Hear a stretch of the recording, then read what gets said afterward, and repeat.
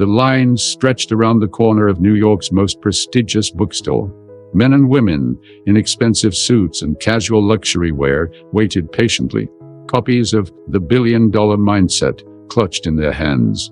At the center of it all sat Maxwell Sterling, founder and CEO of Sterling Innovations, whose net worth had recently surpassed $12 billion. At 53, Maxwell had the polished look of someone who paid dearly for it. Designer suit, perfect silver-streaked hair, and a smile that had graced countless magazine covers. He signed book after book with practiced efficiency, offering the same rehearsed platitudes to each adoring fan. "Your vision has completely transformed my approach to business," gushed a young entrepreneur. Maxwell nodded appreciatively. "The only limits are the ones you accept," he replied, his standard response to compliments. Behind his confident exterior, Maxwell felt the familiar emptiness that success had never managed to fill. 25 years building an empire, and yet here he was, hawking inspirational platitudes to people who would never understand the true cost of his success. As the event coordinator announced they would be wrapping up soon, a commotion erupted at the end of the line. A boy, no more than 11 or 12, had slipped past security and was now standing directly in front of Maxwell's table. "Mr. Sterling," the boy said, his voice steady despite the security guard approaching from behind, "you forgot to mention me in your story." The room fell silent. Maxwell's practiced smile faltered as he looked into the boy's eyes that struck him with an unsettling familiarity. "I'm sorry, young man." "Do I know you?" Maxwell asked, signaling the security guard to hold back for a moment. The boy placed a worn photograph on the table. It showed a much younger Maxwell standing beside a beautiful woman with auburn hair. Between them stood a toddler, smiling up at the camera. "My name is Caleb," the boy said, "Caleb Mitchell, and according to my mom before she died last month, you're my father. My name is Theo Teller, and if this introduction has already sparked your curiosity, leave your like to follow the unfolding of this extraordinary journey. Which city are you watching this from? Let us know in the comments below." The blood drained from Maxwell's face as whispers rippled through the crowd. The security guard stepped forward, but Maxwell raised his hand. "Wait," he commanded, his voice barely above a whisper. He stared at the photograph, memories he'd spent years suppressing suddenly flooding back. Amber Mitchell, the brilliant computer scientist who had worked alongside him in the early days of Sterling Innovations, the woman he had loved and abandoned when his company received its first major investment. "There must be some mistake," Maxwell said, but even as the words left his lips, he knew they were a lie. The boy's eyes, they were Amber's eyes, and that defiant tilt of his chin, Maxwell recognized it from his own reflection. The event coordinator stepped closer. "Sir, shall I have security escort him out?" Maxwell couldn't tear his gaze away from the boy. "No," he said. "Cancel the rest of the signing." Cameras flashed as Maxwell stood and guided the boy toward a private room at the back of the store, leaving behind a buzz of speculation and the ruins of his carefully constructed public image. In the bookstore's private office, Maxwell paced while Caleb sat quietly in an oversized leather chair. The boy's backpack rested at his feet, stuffed to capacity, as if he'd packed for a long journey. "Where are you staying? Who brought you here?" Maxwell fired questions in rapid succession, his mind struggling to process this sudden disruption to his meticulously ordered life. "I came on my own," Caleb replied, his voice small but determined. "I've been staying with our neighbor, Mrs. Wilkins, since Mom died. But the social worker says I can't stay there much longer." Maxwell stopped pacing. "And how did you find me? How did you know about this signing?" Caleb reached into his backpack and pulled out a manila envelope. "Mom left this for me. She told me not to open it until after she was gone." He paused, swallowing hard. Inside was a letter explaining everything. There were newspaper clippings about you too. "When I saw you were doing a book signing in New York, I used the money from Mom's emergency jar to buy a bus ticket." Maxwell took the envelope with trembling hands, scanning the contents. There were photos of him and Amber together, articles about Sterling Innovations' meteoric rise, and a handwritten letter addressed to Caleb. But what caught his eye was the birth certificate listing Maxwell Sterling as the father. "Does this Mrs. Wilkins know you're here?" Maxwell asked, already reaching for his phone. Caleb shook his head. "She thinks I'm at a friend's house for a sleepover." Maxwell sank into a chair opposite the boy. How could Amber have kept this from him? But even as the question formed in his mind, he knew the answer. He had made it abundantly clear that children had no place in his 5-year plan when he'd broken things off with Amber. He'd chosen his company over her, over the possibility of a family. "I need to make some calls," Maxwell said, stepping outside the room. First he called his lawyer, then his PR team. Within minutes, a crisis management plan was taking shape. He could issue a statement, express shock at the discovery, perhaps even turn it into a heartwarming story of reunion. His publicist was already talking about the positive spin they could put on this, the human side of a business titan. But as Maxwell ended the calls and turned back toward the door, he caught sight of Caleb through the window. The boy sat alone, staring at his hands, looking small and lost. For the first time in decades, Maxwell felt something crack in the armor he'd built around himself. This wasn't a PR crisis to manage. This was a child, his child, who had just lost his mother and had nowhere else to go. Maxwell returned to the room and sat down again, trying to see the boy clearly. Caleb had Amber's auburn hair and those same intelligent eyes that had once looked at Maxwell with such love and admiration.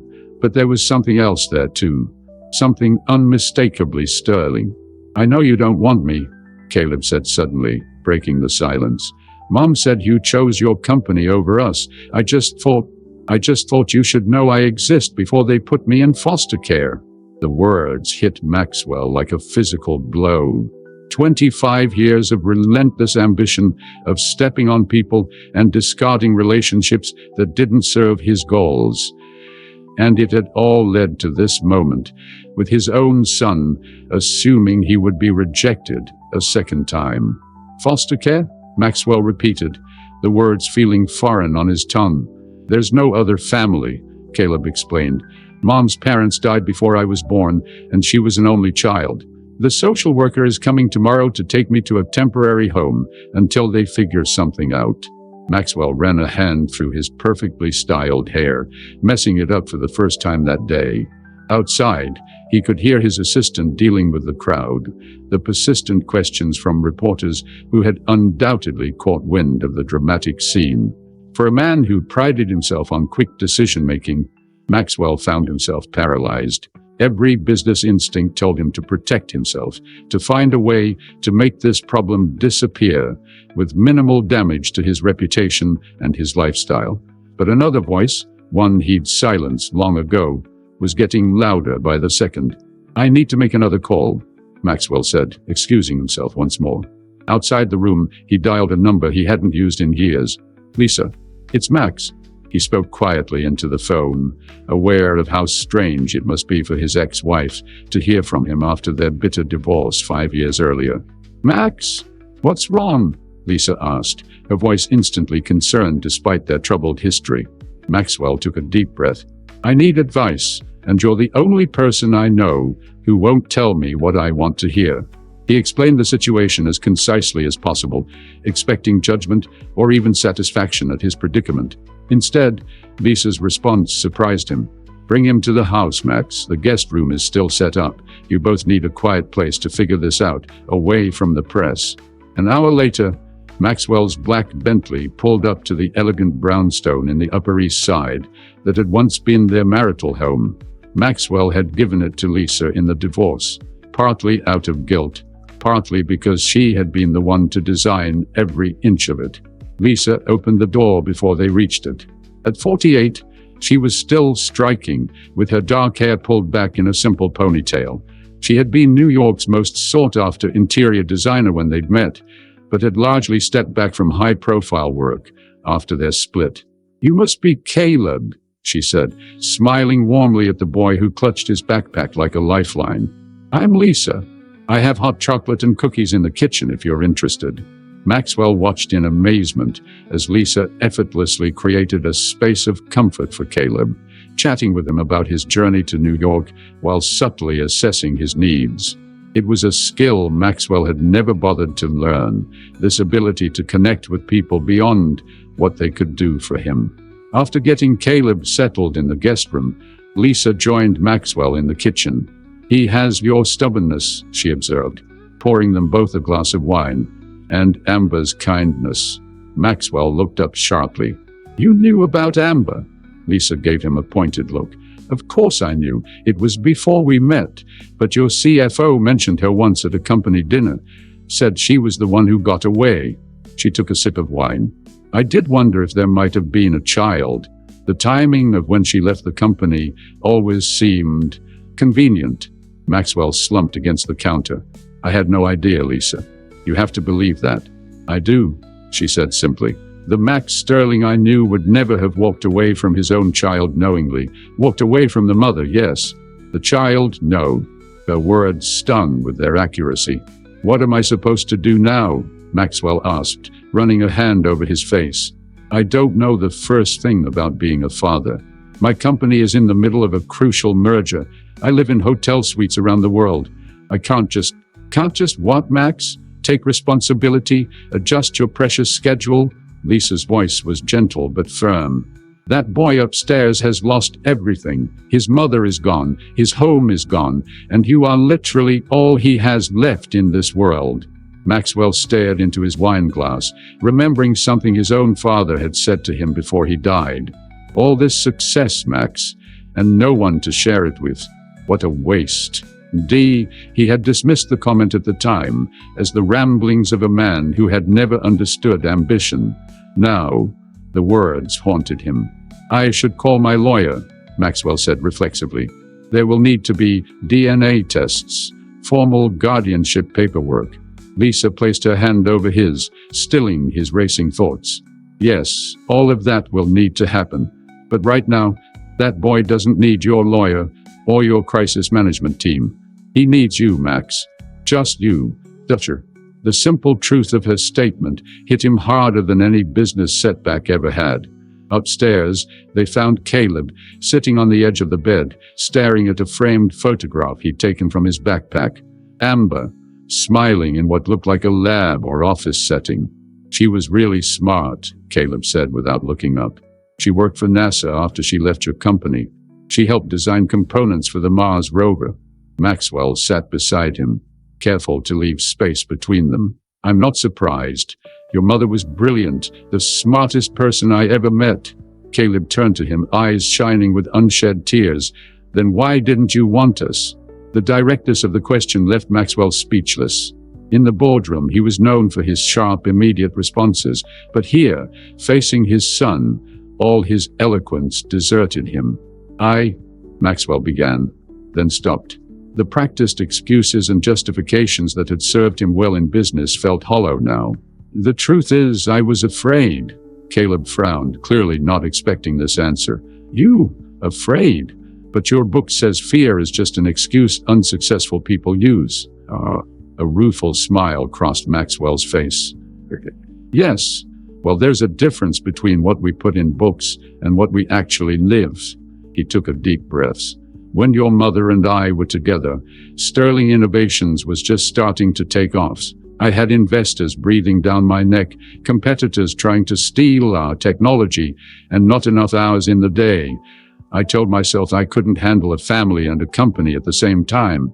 "So you picked the company," Caleb said flatly. "Yes," Maxwell admitted. "I told myself it was the rational choice, that I could always start a family later when things settled down." He laughed bitterly. "Things never settled down. There was always another deal, another acquisition, another challenge, and after a while, I convinced myself I didn't need anything else." Lisa appeared in the doorway with a gentle knock. "I've made up the sofa in the study for you, Max, and I've called Mrs. Wilkins to let her know Caleb is safe." She was quite worried. Maxwell nodded gratefully. "Thank you, Lisa." After she left, an awkward silence fell between father and son. "What happens tomorrow?" Caleb finally asked, his voice small.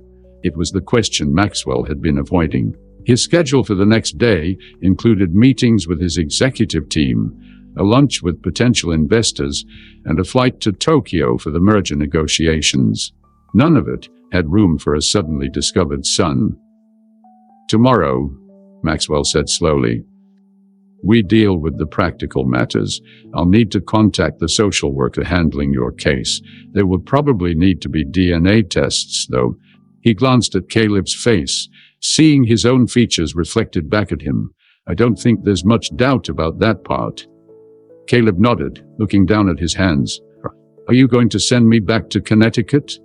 Or to foster care?" The question hung in the air between them, heavy with implications. Maxwell could feel himself standing at a crossroads.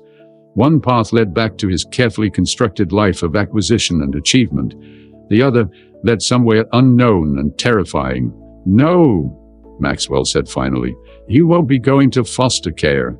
"Then what?" Caleb pressed. Maxwell ran a hand through his hair again, a gesture that was becoming a habit in the face of this upended reality. "I don't know yet, but we'll figure it out together." It wasn't much of an answer, but it was honest, and for the first time in longer than he could remember, Maxwell had made a promise without calculating its impact on his bottom line. Later that night, unable to sleep on Lisa's uncomfortable sofa, Maxwell found himself standing in the doorway of the guest room, watching Caleb's sleeping form. The boy had cried himself to sleep, the tear tracks still visible on his cheeks. Maxwell had heard the muffled sobs, but hadn't known what to do, how to comfort a child he didn't know. His phone vibrated in his pocket, his assistant, no doubt, with updates on the PR crisis brewing. The story had already leaked to several news outlets. Tech billionaire confronted by secret son at book signing. His publicist had texted earlier with a draft statement, framing the entire incident as a heartwarming reunion, rather than the ambush it had actually been. Stories like this remind us that even the most successful among us face unexpected turns in life's journey. If you believe in second chances and want to witness more transformative moments like this, consider subscribing to our channel now. Maxwell silenced the phone without reading the messages. For once, the opinions of shareholders and the public seemed distant and unimportant compared to the reality of the sleeping child before him.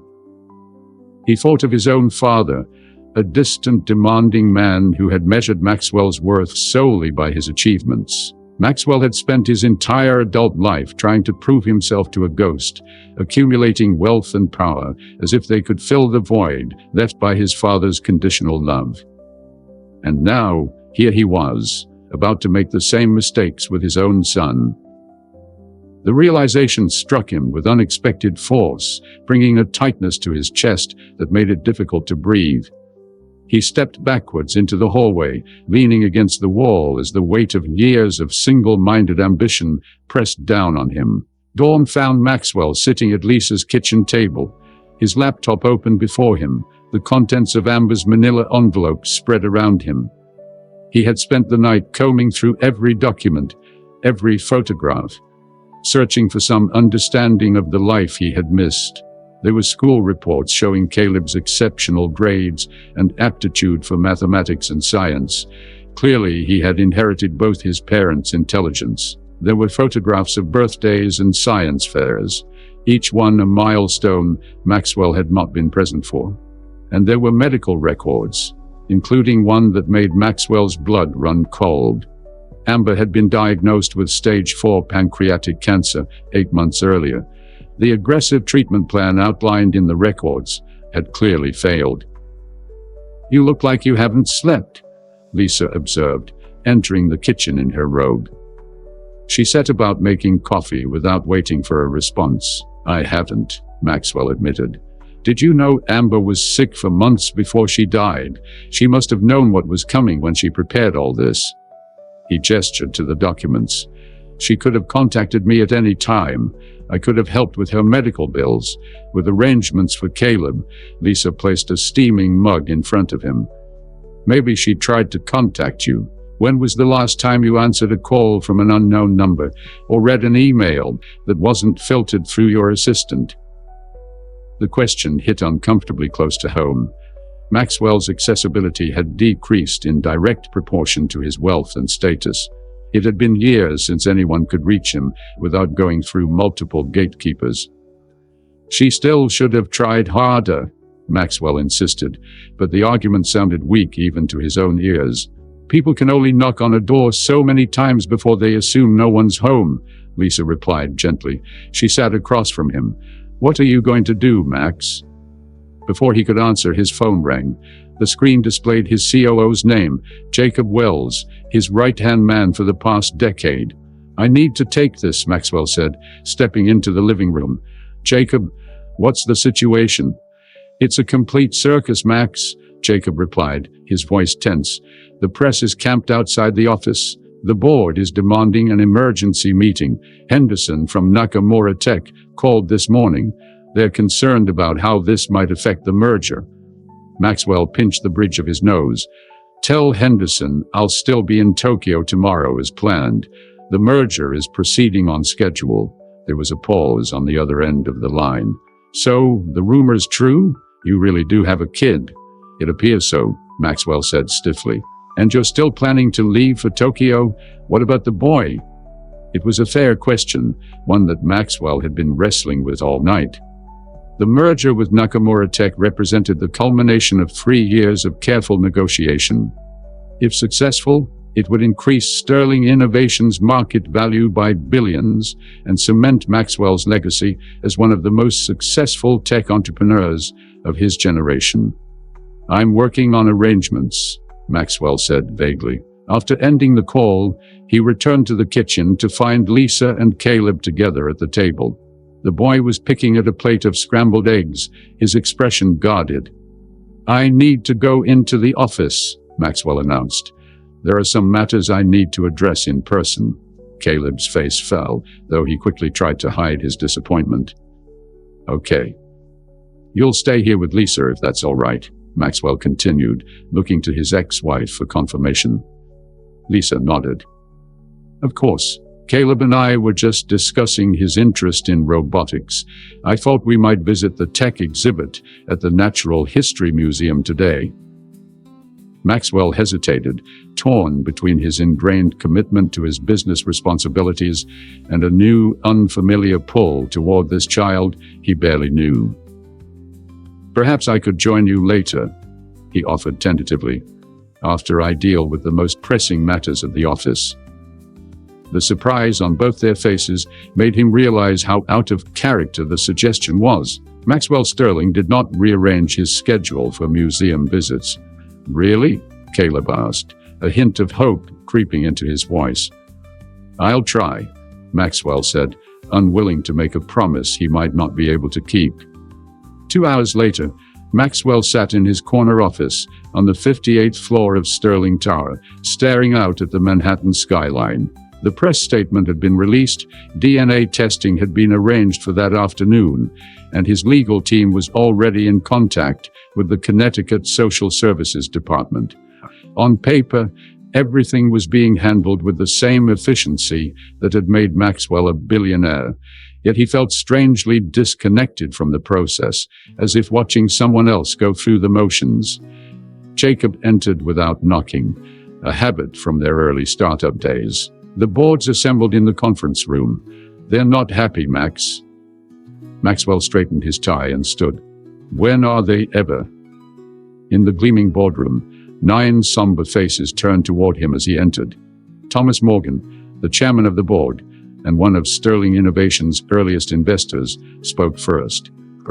"Maxwell, I think I speak for all of us when I say we're concerned about the potential impact of yesterday's incident on the company's reputation and the pending merger." Maxwell had anticipated this. "The situation is under control. The press release frames it as a private family matter. The markets opened stable this morning." "It's not just about the markets," said Victoria Chen, the newest board member. "It's about stability and focus. The Nakamura deal requires your complete attention.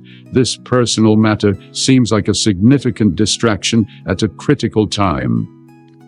Maxwell felt a flare of irritation. For 25 years, he had given every waking moment to this company. He had missed holidays, canceled vacations, ended relationships, all in service to Sterling Innovations' growth. And now, the first time something truly personal had demanded his attention, it was framed as a distraction. "My personal affairs won't interfere with the merger," he stated coldly. After the tense board meeting, Maxwell sequestered himself in his office, instructing his assistant to hold all calls. The DNA test was scheduled for 2 p.m., and he found himself uncharacteristically watching the clock. His computer chimed with an incoming email from his investigative team. Maxwell had tasked them with gathering information about Amber's life after she'd left Sterling Innovations. The report was thorough, as he'd expected.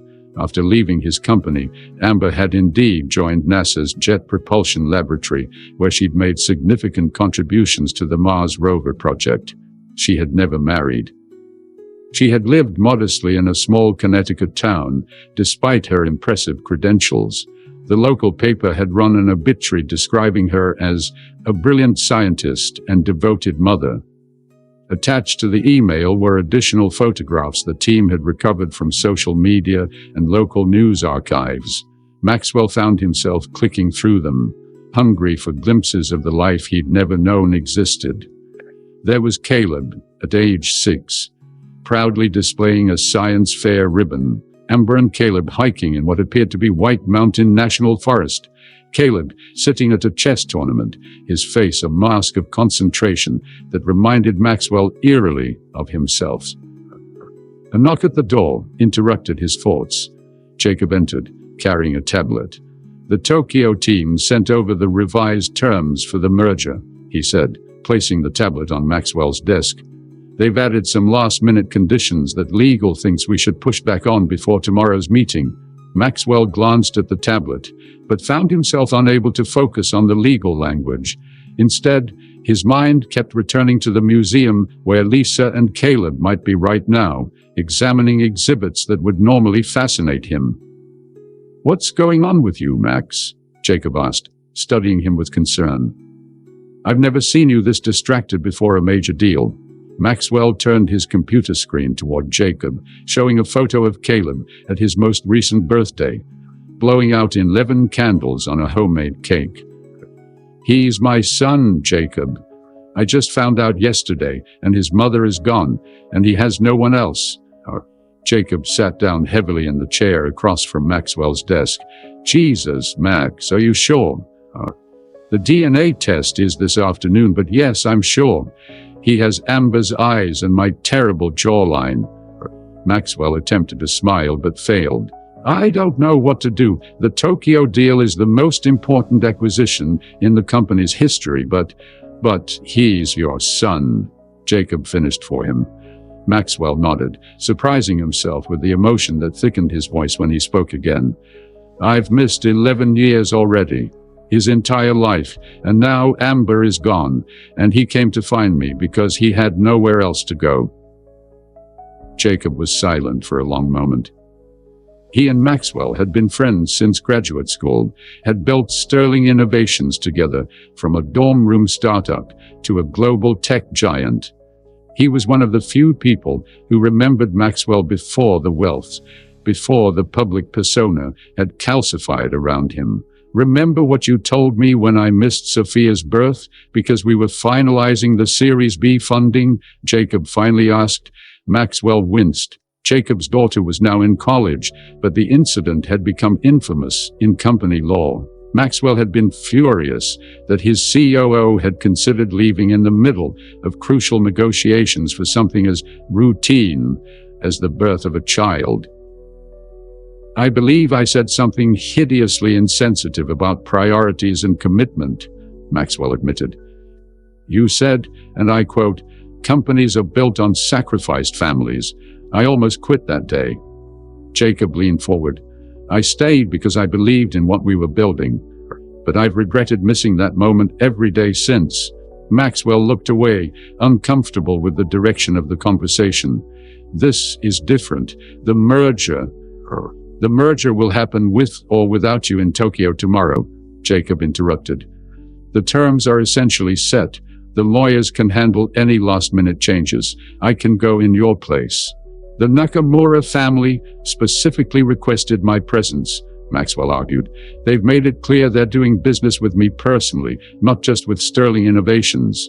Then explain the situation to them. They're a family-oriented culture. They might respect you more for putting your son first in an emergency. The suggestion was so counter to everything Maxwell had built his career on that he almost laughed. In the cutthroat world of tech acquisitions, personal emergencies were weaknesses to be exploited, not respected. I need to think, Maxwell said dismissively, glancing at his watch. It was already 1:30 p.m. I have to go. The DNA testing center is across town. Max, Jacob said as Maxwell gathered his things, for what it's worth, I think you have a chance here to avoid making the same mistake twice. Maxwell frowned. What mistake is that? Choosing the company over something that matters more. The words followed Maxwell into the elevator and out onto the busy street, where his driver waited with the Bentley. As they navigated midday Manhattan traffic, Maxwell found himself staring out at the faces on the sidewalk, wondering how many of them had made similar choices, similar sacrifices for career and ambition. His phone buzzed with a text from Lisa. Museum was a success. Caleb especially loved the robotics exhibit. Are you still planning to join us? Before he could reply, another text came through from his Tokyo team. Urgent issues with Section 7 of the merger agreement. Need to discuss before your flight. Maxwell closed his eyes, the competing demands physically painful. For the first time in his adult life, he found himself wishing he could be in two places at once. Not for the sake of conquering more territory or closing more deals, but simply to be present for people who needed him. The car pulled up to the medical center, where the DNA testing had been arranged. Maxwell's private physician was waiting for him in a discreet side entrance, away from prying eyes and cameras. Mr. Sterling, we've already collected the sample from the boy, Dr. Roberts informed him. His guardian brought him in earlier. We just need your sample now, and we can have preliminary results by tomorrow morning. Maxwell nodded mechanically, following the doctor into a sterile examination room. As the doctor prepared the cheek swab, Maxwell found himself asking, the woman who brought the boy in, my ex-wife's, how did they seem to you? The doctor looked surprised at the personal question from a client normally concerned only with efficiency and discretion. They seemed to be getting along well. The boy was quiet but polite. He asked very intelligent questions about the testing process. Something about this simple observation, this glimpse of Caleb's personality through a stranger's eyes, affected Maxwell deeply. His son was intelligent, curious, polite, despite the trauma he'd recently endured. And none of those qualities had anything to do with Maxwell's influence. What right did he have to step into this child's life now, after 11 years of absence? What could he possibly offer beyond financial security, which seemed a poor substitute for the loving parent Caleb had already lost? Yet the alternative, walking away again, delegating Caleb's care to others as he had delegated so many personal matters over the years, suddenly seemed unthinkable. After completing the DNA test, Maxwell sat in his car for several long minutes, staring at his phone. The competing text messages seemed to represent the two paths before him, duty to his company versus a responsibility he'd never expected to face.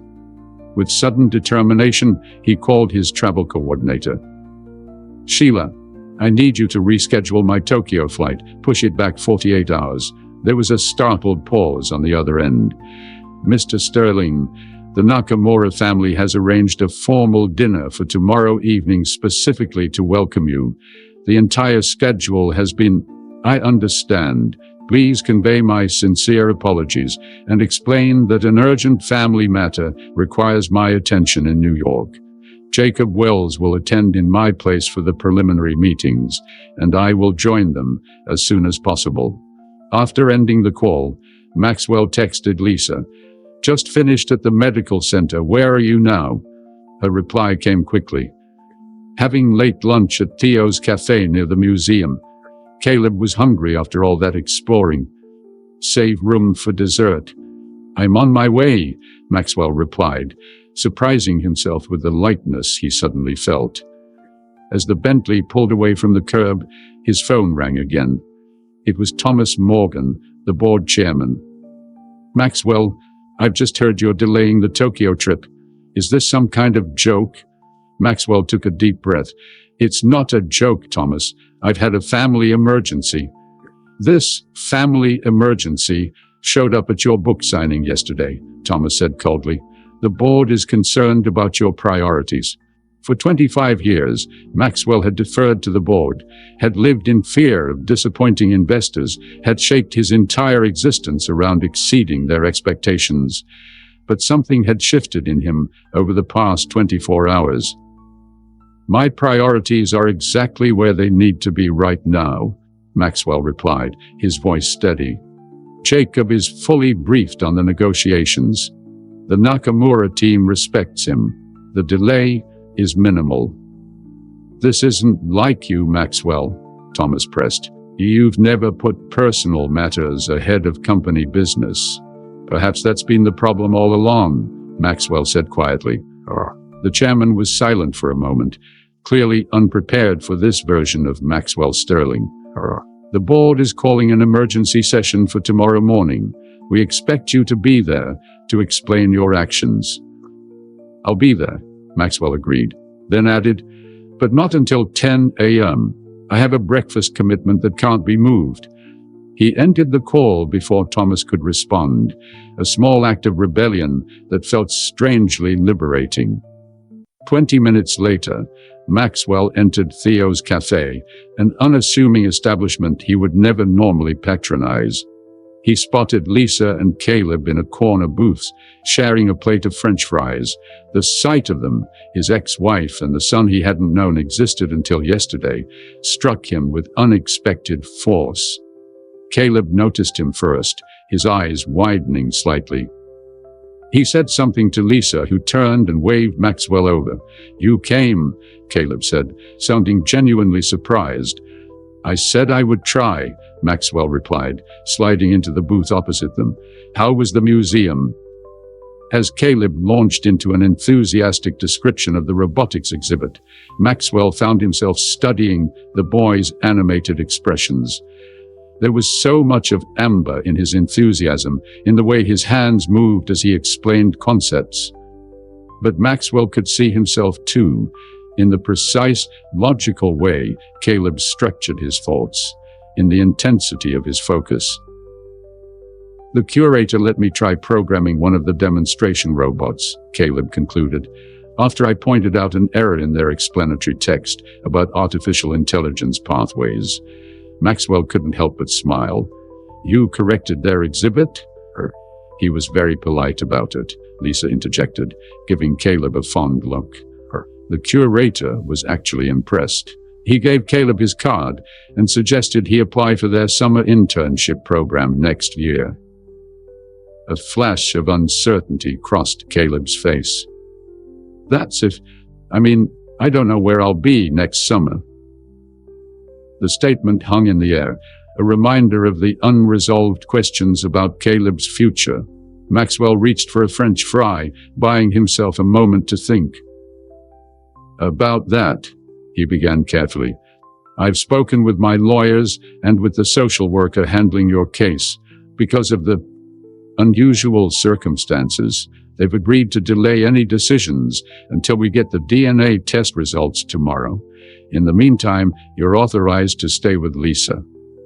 "And after that?" Caleb asked, his voice small but direct. Maxwell had been asking himself the same question all day. He had multiple homes around the world, but none of them felt suitable for a child. His penthouse in Manhattan was a showplace of minimalist design.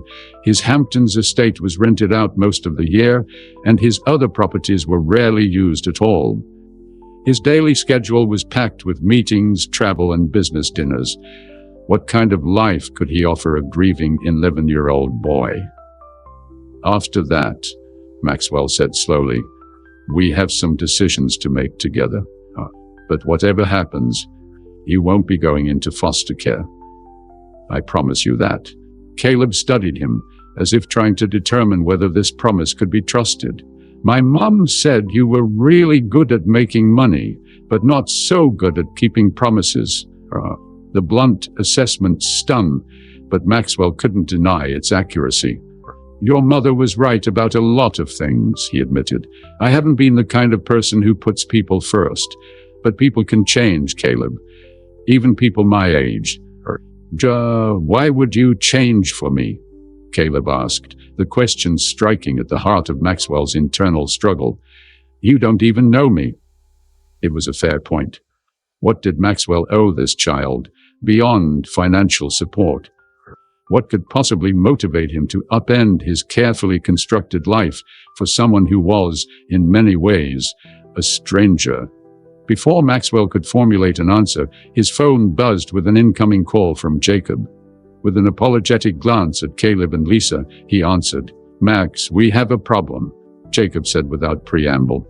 The Nakamura team is threatening to walk. They're saying your delay shows a lack of commitment to the partnership. Maxwell felt the familiar surge of adrenaline that accompanied any business crisis. For a moment, the pull of his old life was almost overwhelming. Everything he had built was at risk. Put them on speaker, he said firmly. I want to talk to Takashi directly. As Jacob connected the call, Maxwell made a split-second decision. Instead of stepping away from the table, he put his own phone on speaker, meeting Caleb's curious gaze across the table.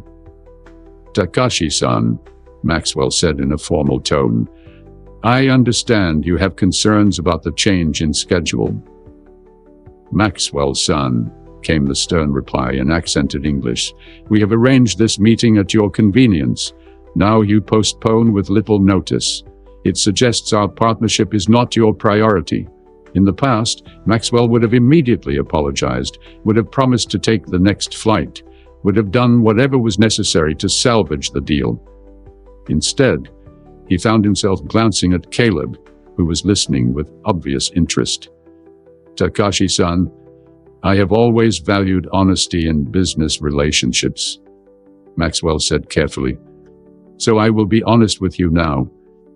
Yesterday I discovered that I have an 11-year-old son whose mother recently passed away. He has no other family.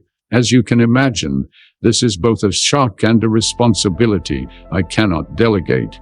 There was a long silence on the other end of the line. Caleb's eyes widened at being discussed so directly. I understand family obligation, Maxwell-san, Takashi finally said, his tone noticeably softer. It is a sacred responsibility. Yes, Maxwell agreed, the word feeling new in his mouth. It is. I am asking for a brief delay so that I can ensure my son's immediate needs are met. After that, I will join you in Tokyo with my full attention on our partnership. Another pause and then, family comes first. We will adjust our schedule. Please take the time you need with your son. Relief washed over Maxwell. Thank you for your understanding, Takashi-san. I'm grateful. After ending the call, Maxwell looked up to find both Lisa and Caleb staring at him with identical expressions of astonishment. What? He asked. You called me your son, Caleb said quietly. To an important business person. You are my son, Maxwell replied simply. The truth of those words hit him with stunning force. This wasn't just a crisis to manage or a problem to solve. This was his child, his flesh and blood, the only family he had left in the world. Lisa cleared her throat, her eyes suspiciously bright. I think this calls for that dessert you mentioned. Later that evening, Maxwell stood in the doorway of Lisa's guest room, watching as Caleb organized his meager possessions on the bedside table. The boy had remarkably few things. Some clothes, a few books, a handheld gaming device that was several generations out of date, and a small robot figurine that appeared to be handmade. "Your mother made that for you?" Maxwell asked, gesturing toward the robot. Caleb nodded, picking it up carefully. "For my 8th birthday. She used parts from an old computer and some other stuff from her lab. She said it was to remind me that you can always build something new from broken pieces." The metaphor wasn't lost on Maxwell. He entered the room fully and sat on the edge of the bed, maintaining a respectful distance from Caleb. "The DNA results should be in tomorrow morning," he said. Caleb looked up sharply. "You still don't believe I'm yours?" "I believe you are," Maxwell assured him. "But the legal system requires proofs, and once we have that, we can make more permanent arrangements." "What kind of arrangements?" Caleb asked warily. Maxwell had spent the afternoon considering this very question. His initial instinct had been to hire a full-time nanny, enroll Caleb in an elite private school, and essentially outsource the day-to-day responsibilities of parenting while providing financial security. It was the solution that would cause minimal disruption to his own life. But something about the way Caleb had listened during the call with Takashi Nakamura, the mixture of surprise and hope on his face when Maxwell had claimed him as his son, had shifted something fundamental inside Maxwell. "That depends partly on what you want," Maxwell said carefully. "I know I can't replace your mother, and I know you've had to deal with more loss than any child should. But I want to be part of your life, Caleb. A real part, not just a financial supporter." Caleb placed the robot back on the nightstand. "Mom said you were really busy, that you probably wouldn't have time for a kid, even if you knew about me." The assessment stung, but Maxwell couldn't deny its accuracy. "Your mother was right about how I've lived my life up until now, but finding out about you, it's made me reconsider some things." "Like what?" Caleb challenged, his skepticism evident. Maxwell considered his answer carefully. "Like what actually matters. I've spent 25 years building a company, accumulating wealth, achieving goals. But sitting in that cafe today, watching you talk about robots, I felt something I haven't felt in a very long time." "What?" Caleb asked, his curiosity overcoming his guardedness. "Pride," Maxwell said simply. "Not in something I created, but in something I'm part of. Something far more important than any company." The boy looked down, clearly uncomfortable with the emotional weight of the conversation. "You don't have to say stuff like that. I know you have important things to do. The Tokyo thing sounds really big." "It is big," Maxwell acknowledged. "But you're bigger." A knock at the door interrupted them. Lisa stood there with a pile of freshly laundered clothes. "Sorry to interrupt, but I thought Caleb might want these for tomorrow," she said, placing the clothes on a chair. "Thank you," Caleb said politely. "I've also made up the guest room down the hall for you again, Max," Lisa added. "Unless you'd prefer to go back to your penthouse?" The question gave Maxwell pause. His penthouse was less than 15 minutes away by car. It would be completely reasonable for him to go home, sleep in his own bed, and return in the morning. It was what the old Maxwell Sterling would have done without question. "I'd like to stay here if that's okay," he found himself saying. "In case Caleb needs anything during the night." Something flickered across Lisa's face. Surprise, but also something like approval. "Of course, there are fresh towels in the bathroom." After she left, Caleb gave Maxwell a curious look. "You don't have to stay because of me. I'm not a baby. I don't need someone to check for monsters under the bed." Maxwell smiled slightly. "I know you don't, but I'd like to be here in the morning. I thought perhaps we could have breakfast together before I have to go to my board meeting." "You're still going to your meeting?" Caleb asked, and Maxwell couldn't tell if the boy was relieved or disappointed. Yes, but only for a couple of hours. I have to explain to them why I've postponed the Tokyo trip. Maxwell hesitated, then added, I thought afterwards, if you're interested, I could show you Sterling Tower. The research labs might interest you.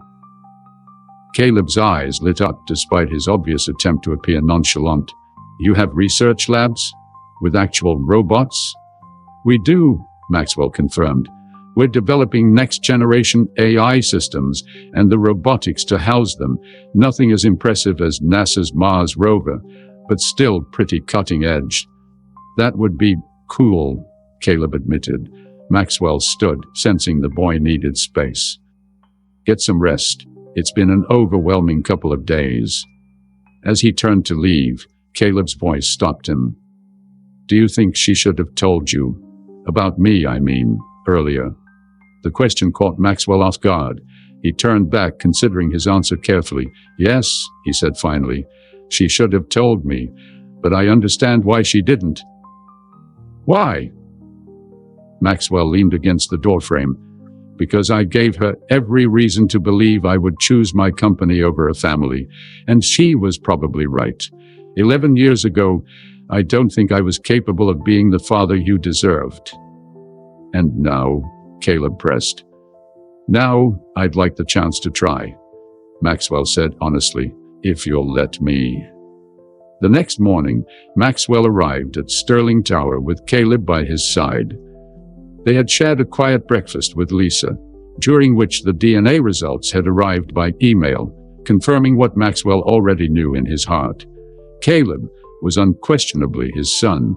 The news had created a strange mixture of emotions. Relief, certainly. Validation, but also a deepening sense of responsibility that went beyond mere legal obligation.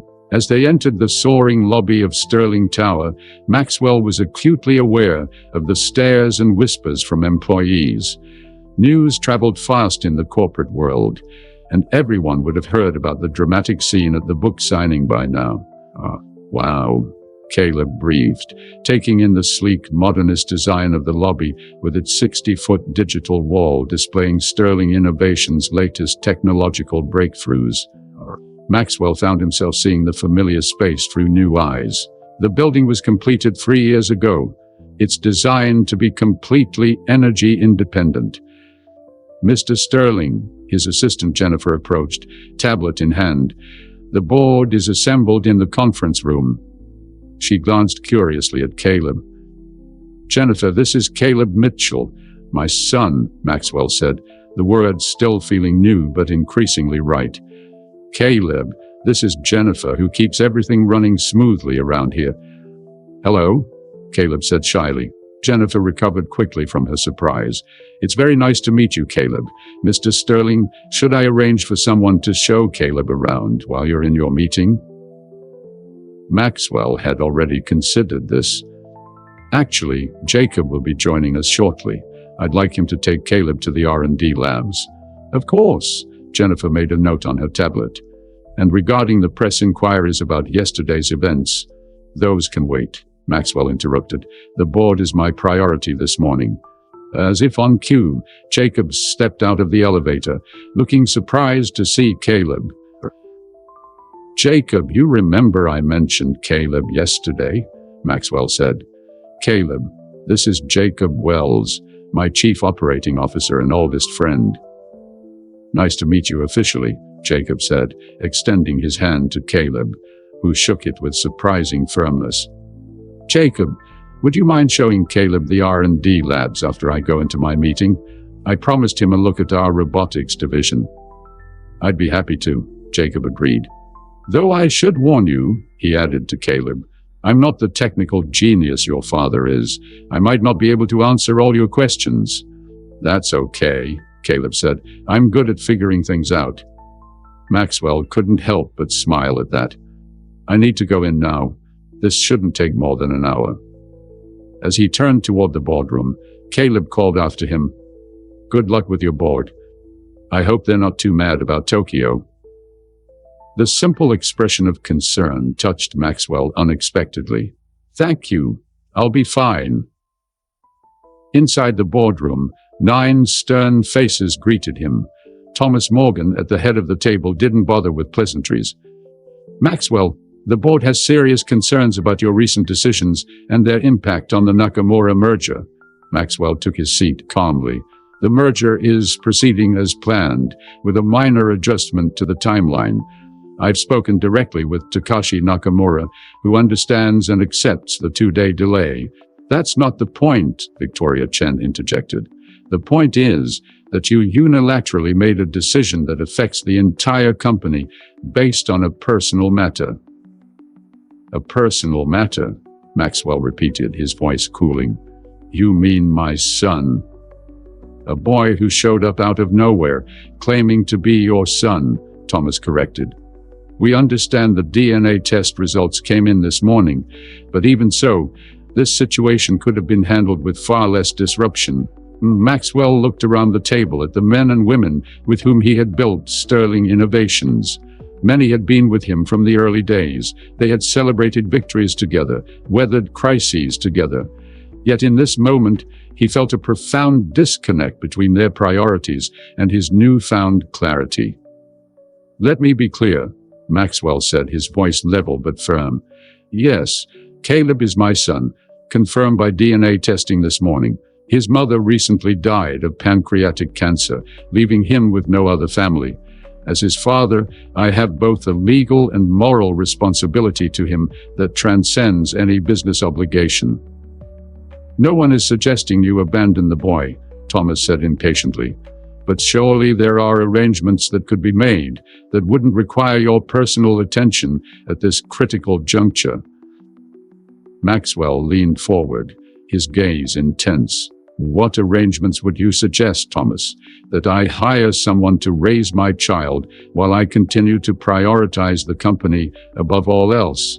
That I repeat the same pattern that led to me not knowing my own son for 11 years? The boardroom fell silent. Maxwell rarely showed emotion in these meetings, and the undercurrent of anger and regret in his voice was clearly unsettling to those present. Maxwell, began Patricia Winters, one of the more empathetic board members, we all understand this is a personal shock. Perhaps a brief leave of absence would be appropriate after the Tokyo merger is complete. Maxwell shook his head. I'm not taking a leave of absence, but I am making changes to how I allocate my time and attention. Jacob is fully capable of handling many of the responsibilities I've historically kept for myself. The executive team we've built over the years is exceptional. It's time I trusted them to do their jobs without my constant oversight. This sounds like more than a temporary adjustment, Thomas observed shrewdly. It is, Maxwell confirmed. For too long, I've operated as if this company can't function without my direct involvement in every decision. That's not only untrue, it's bad leadership.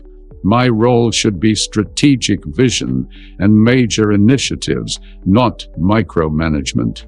The board members exchanged glances, clearly trying to process this new version of Maxwell Sterling.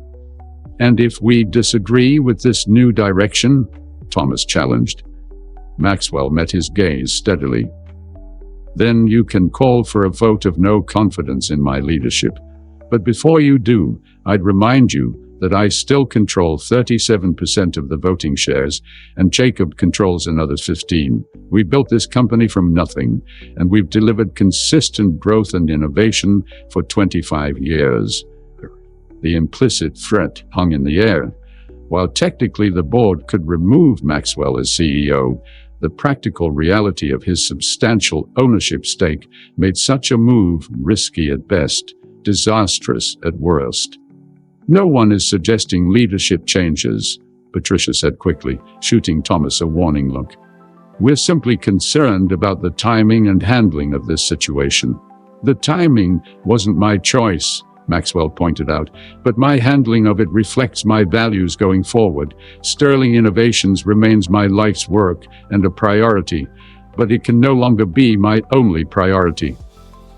As the tension in the room gradually dissipated, Maxwell found himself thinking of Caleb, currently touring the R&D labs with Jacob. For the first time in his career, he was genuinely eager for a board meeting to end, so he could return to someone more important. When Maxwell finally emerged from the boardroom, he found Jacob and Caleb waiting in his office. Caleb was seated at Maxwell's desk, completely absorbed in controlling a small prototype robot through a tablet interface. Jacob stood nearby, watching with undisguised amusement. "He's already debugging the navigation algorithm," Jacob informed Maxwell with a grin. Dr. Chen in R&D offered him an internship on the spot. Maxwell approached the desk, genuinely interested. "What did you find?" Caleb looked up, momentarily forgetting his earlier shyness in his excitement. "The spatial mapping has a redundancy loop that slows down the processing when the robot encounters multiple obstacles at once. I just bypassed it with a simpler pathway algorithm." Maxwell leaned over to examine the tablet screen, impressed by the elegant solution. "That's actually brilliant. Our engineers have been working on that issue for weeks. Mom taught me a lot about programming," Caleb explained, a shadow crossing his face at the mention of his mother. "She said, I have your intuition for solving technical problems." The casual comment struck Maxwell powerfully. Amber had told their son about him, had acknowledged Maxwell's contributions to Caleb's talents, despite everything that had happened between them. The realization humbled him. "How did your meeting go?" Jacob asked, subtle concern in his voice. "About as expected," Maxwell replied. "No coup attempts today, at least." Jacob nodded, understanding the subtext. "I should get back to preparations for Tokyo. The team has a million questions about the schedule changes." He turned to Caleb. "It was great showing you around, kid. Next time I'll take you to our gaming division. They're working on some VR stuff that would blow your mind." After Jacob left, Maxwell sat in the chair opposite his desk, still occupied by Caleb. The reversal of their positions, the boy in the power seat, Maxwell in the visitor's chair, wasn't lost on him. "So," Maxwell began awkwardly, "what did you think of the labs?" "They're amazing," Caleb admitted. "The quantum computing project is years ahead of anything I've read about." "You understand quantum computing?" Maxwell asked, surprised. Caleb shrugged. "Some of it.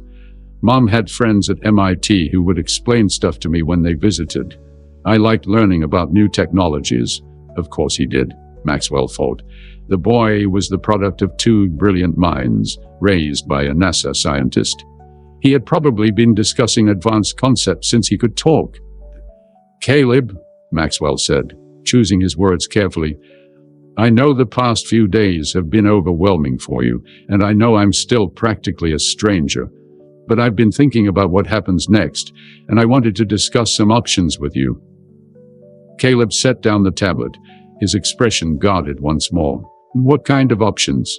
"Well, legally, as your father, I could petition for full custody. The social worker I spoke with thinks that would likely be granted given the circumstances."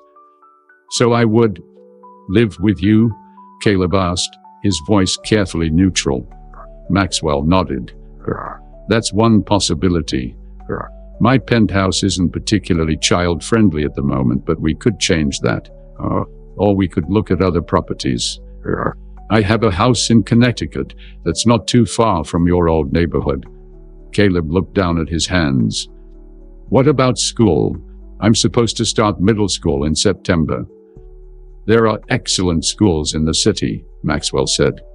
"Or if you prefer to stay in Connecticut, I could arrange my schedule to split time between there and here." "You would do that?"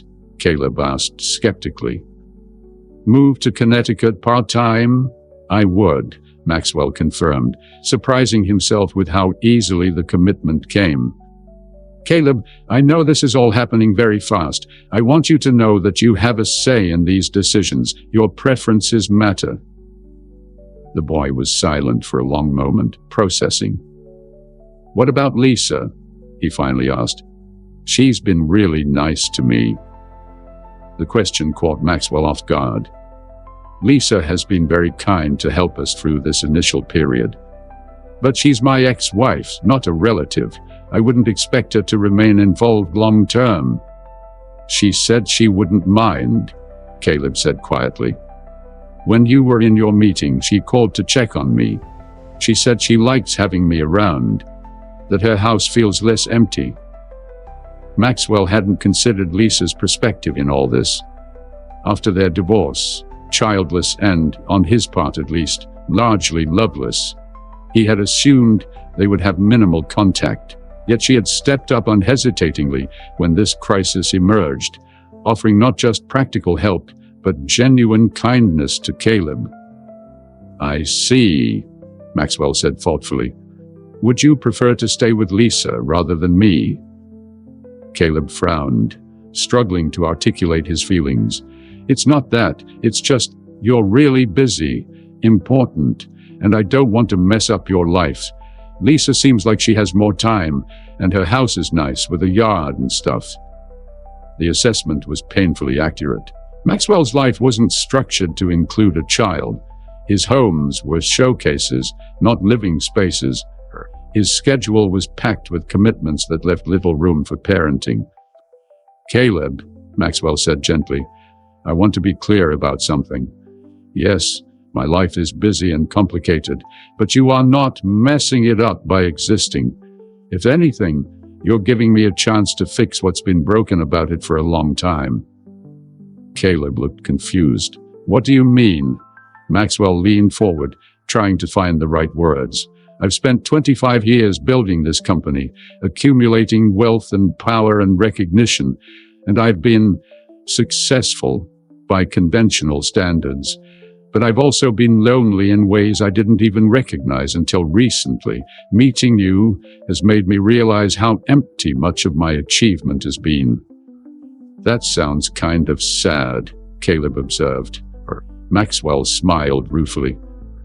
It is sad, but it's also an opportunity to change, to build something more meaningful than a company, to build a relationship with you. Caleb seemed to consider this. So what happens now, like tomorrow and next week and stuff? Well, Maxwell said, I still need to go to Tokyo, but I've delayed the trip until the day after tomorrow. I was thinking we could spend tomorrow getting to know each other better, maybe looking at schools if you're interested. And then when I'm in Tokyo, you could stay with Lisa if she's agreeable. It would only be for 4 days. And after that, Caleb pressed. After that, we figure it out together, day by day. Maxwell hesitated, then added, I know I can't replace your mother, Caleb. I wouldn't try to, but I want to be your father if you'll let me.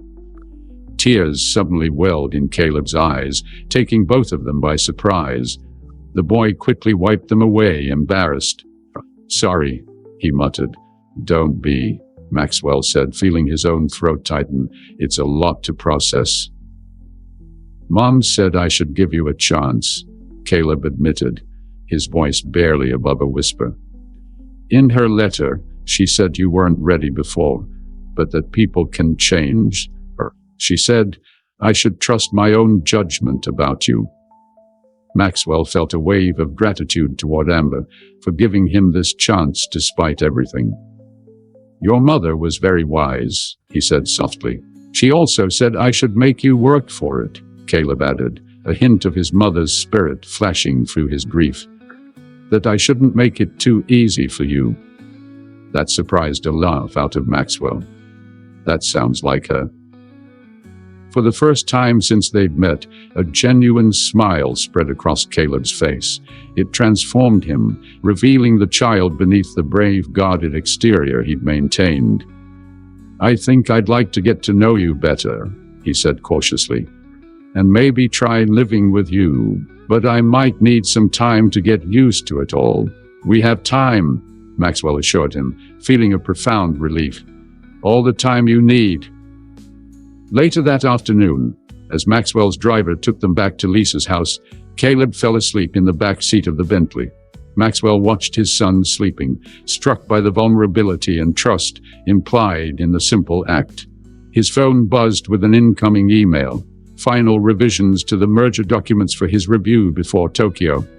On such an email would have commanded his immediate attention. Now, he silenced the phone and returned his gaze to Caleb. The decisions before him were still complex. There would be practical challenges in integrating a child into his life. The board would continue to resist his shifting priorities. The press would scrutinize every move he made as a newly discovered father. But for the first time in decades, Maxwell felt a certainty that transcended business strategy. Whatever adjustments were required, whatever difficulties lay ahead, he would not repeat the mistake he had made 11 years ago. He would not choose ambition over family again. When they arrived at Lisa's brownstone, Maxwell gently woke Caleb. The boy blinked sleepily, momentarily confused. "We're back at Lisa's," Maxwell explained. "I thought we could all have dinner together and talk about the arrangements for while I'm in Tokyo." Caleb nodded, gathering his backpack. As they walked up the steps to the front door, he hesitated, then asked, "Would it be okay if I called you Dad? Not right away, but maybe sometime." The question caught Maxwell completely off guard. A rush of emotion, joy, humility, fear, gratitude washed over him with such force that for a moment he couldn't speak. "I would be honored," he finally managed to say. "Whenever you're ready." Lisa opened the door before they could ring the bell, as if she'd been watching for them. Her expression softened when she saw them together. "How was the grand tour?" she asked Caleb. "It was awesome," Caleb replied, some of his earlier excitement returning. "They have robots and quantum computers and virtual reality systems, and I fixed a bug in one of their algorithms." "Of course you did," Lisa said warmly. "I made lasagna for dinner. Why don't you wash up while Maxwell and I talk for a minute?" After Caleb disappeared upstairs, Lisa turned to Maxwell with a searching look. "How did it go, really?"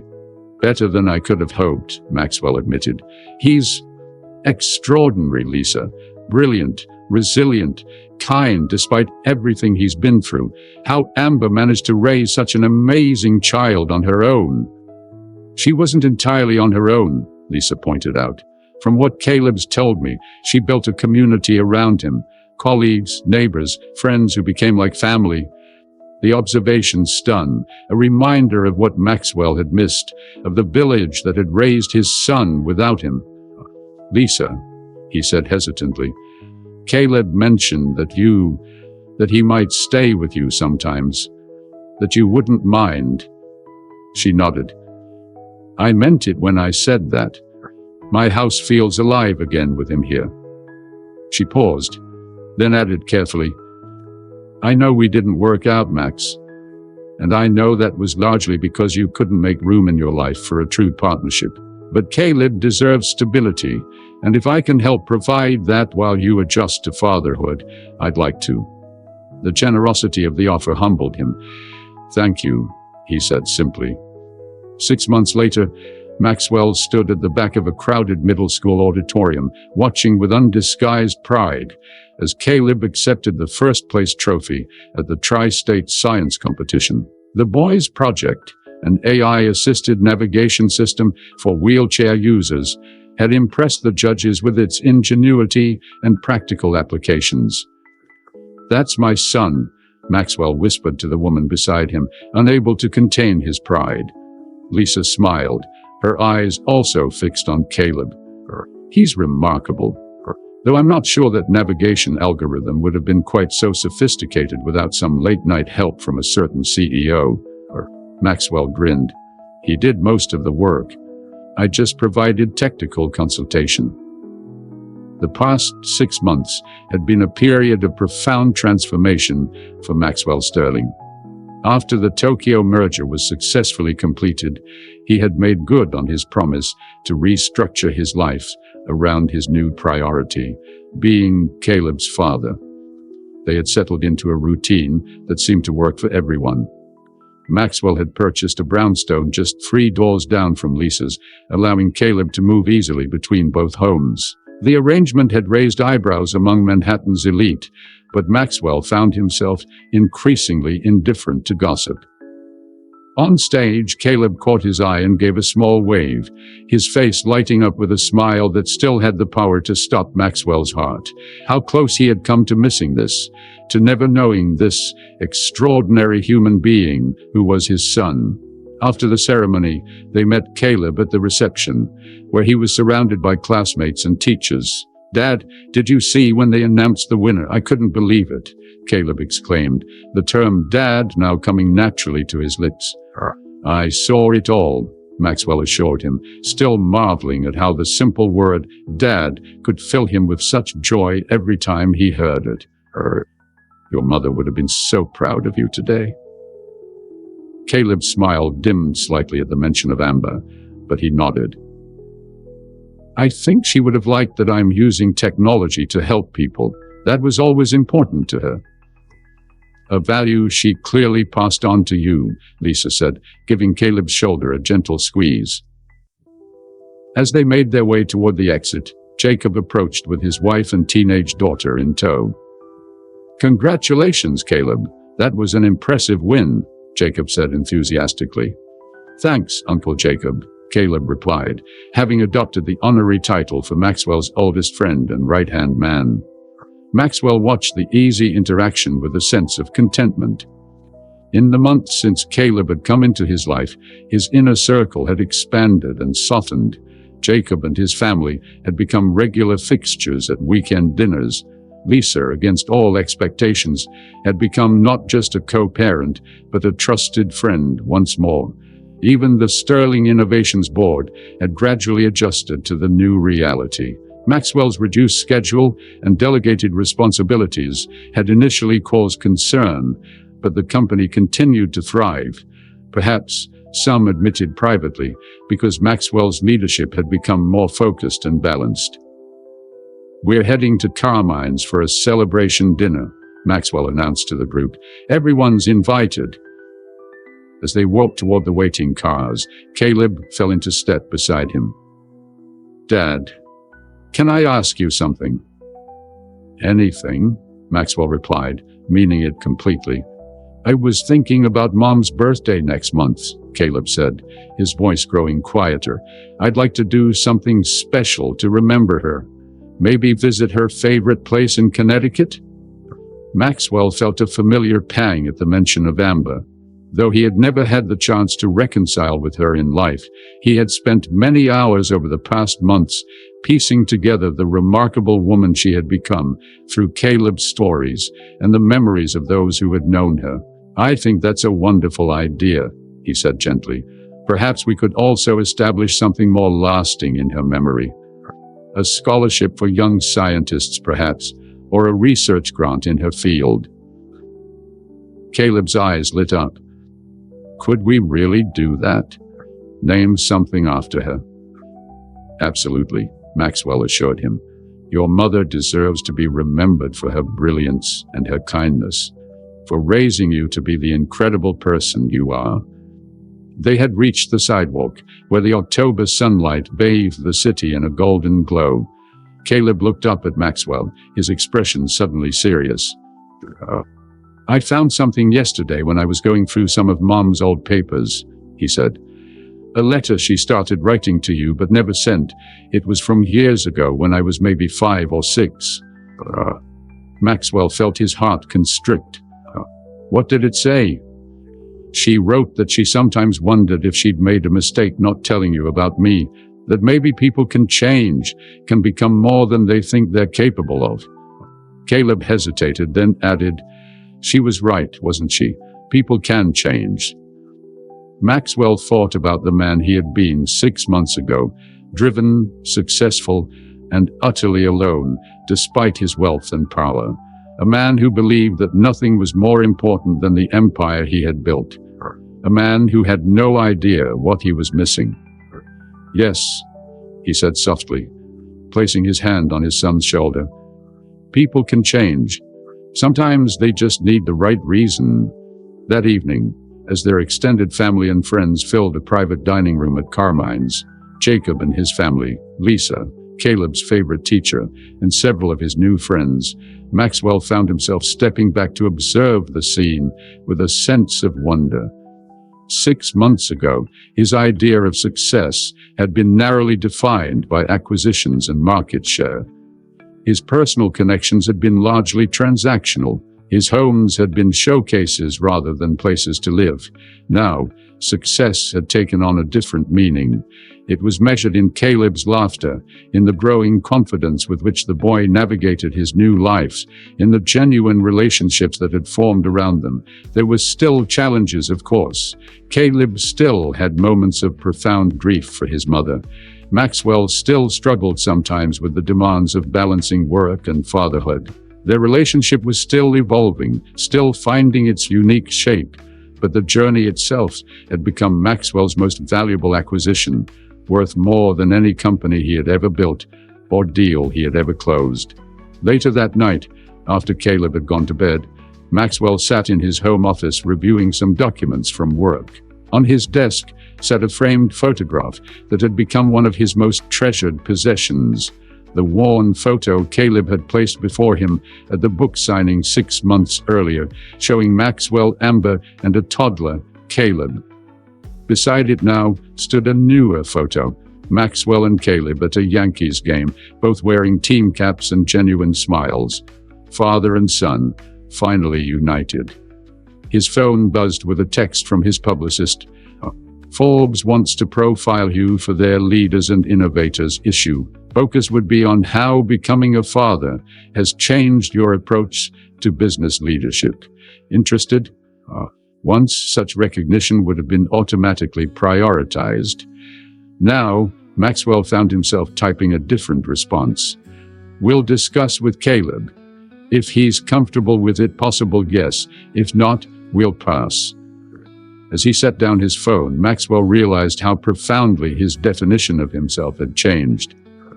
6 months ago, if someone had asked who Maxwell Sterling was, he would have answered with titles and achievements: CEO, billionaire, innovator, author.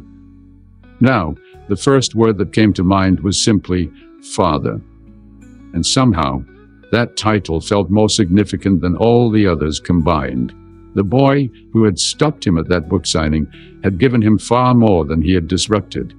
In claiming his place in Maxwell's life, Caleb had offered him a second chance, not just at fatherhood, but at humanity itself. The young life that Maxwell had once been too busy, too ambitious to acknowledge, had become the center of his world, teaching him daily lessons about what truly mattered. As he closed his laptop and prepared to turn in for the night, Maxwell paused at Caleb's bedroom door, listening to the soft, steady breathing of his sleeping son. The simple sound filled him with a contentment that no business success had ever provided. "Thank you," he whispered. The words meant for both the sleeping boy and the mother who had raised him, the woman who had known somehow that one day Maxwell Sterling might become worthy of the title father. My name is Theo Teller, and I want to thank you for joining me on this journey of redemption and second chances.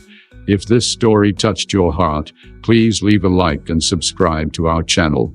Your comments mean the world to us. Let us know what you thought of Maxwell and Caleb's story, and what other themes you'd like to explore in future videos. Remember, it's never too late to change your priorities and discover what truly matters in life.